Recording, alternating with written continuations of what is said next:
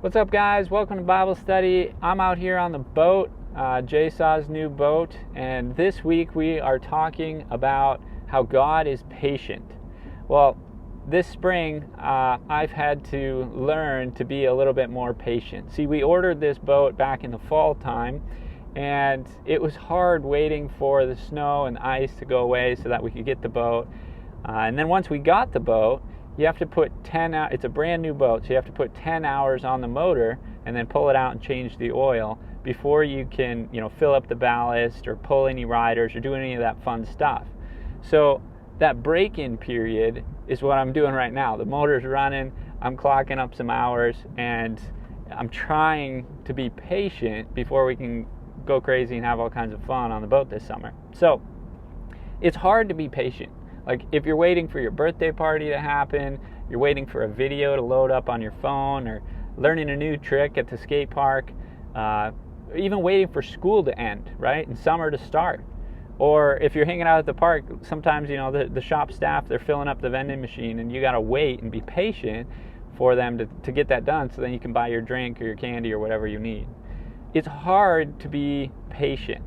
But do you know that God is patient with us?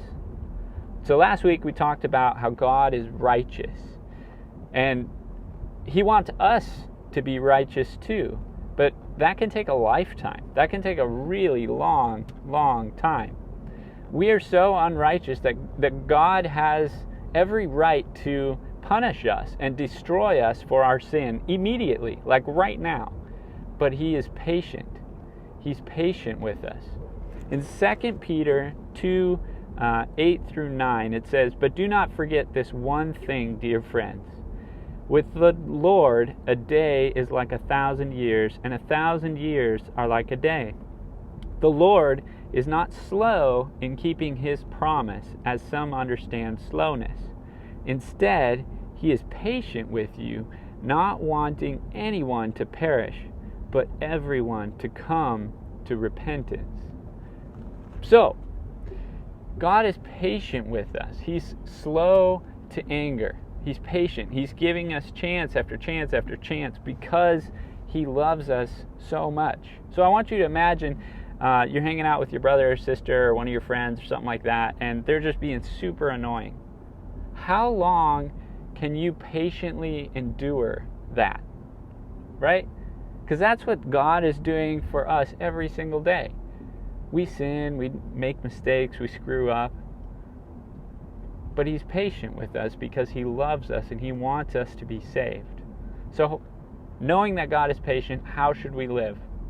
If you read on in the following verses in the passage, He talks about that. And basically He says that we shouldn't just presume on God's patience and continue on in our sin, because Judgment Day is coming.